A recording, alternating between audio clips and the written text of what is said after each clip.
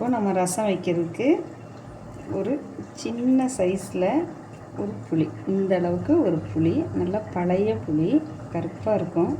இந்த புளியில் ரசம் வச்சா நல்லாயிருக்கும். அப்புறம் ஒரு தக்காளி, இந்த அளவுக்கு உள்ள ஒரு தக்காளி நம்ம இதில் போட்டுறணும். இதில் தண்ணி 1 டம்ளர் அளவுக்கு தண்ணி ஊற்றி நல்லா இதை கரைக்கணும்.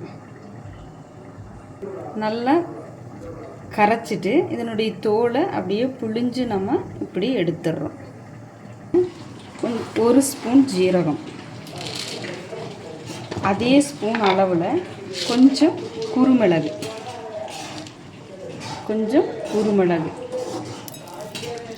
இந்த ரெண்டையும் மிக்சியில் இல்லாட்டி கல்லில் நல்லா பொடி பண்ணிக்கணும். இதுலேயே கொஞ்சம் மல்லி இலை, இதுக்கு தேவையான மல்லி இலையை சேர்த்துக்கணும். இதில் ஒரு பூண்டு, இந்த அளவுக்கான ஒரு பூண்டை இதில் தோலோடு இதில் போட்டுக்கணும். இந்த ஜீரக மிளகு நல்லா பொடி பண்ணிக்கணும்.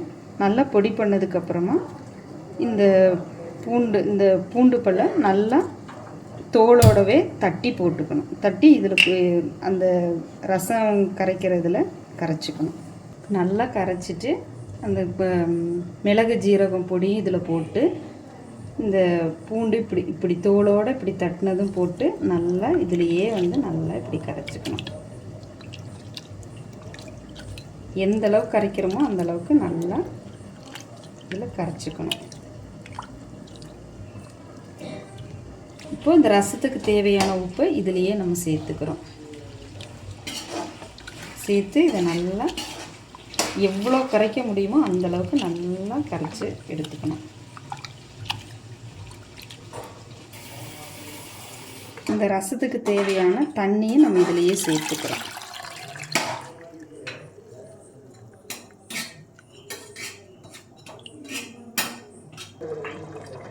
இப்போ இந்த ரசத்தை தாளிக்கிறதுக்கு ஒரு கடாய் ஒன்று எடுத்துக்கிறோம். அந்த கடாயில் 1 ஸ்பூன் ஆயில் ஊற்றிக்கிறோம்.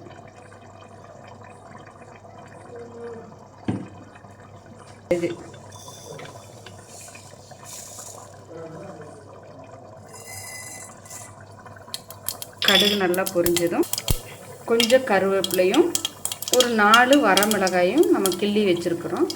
இந்த இதை அப்படியே இதில் போட்டுறோம். கருவேப்பிலையும் வரமிளகாயும் நல்லா பொரிஞ்சதும் இந்த கரைச்சி வச்சுருக்கிற இந்த ரசத்தை இதில் ஊற்றிக்கிறோம்.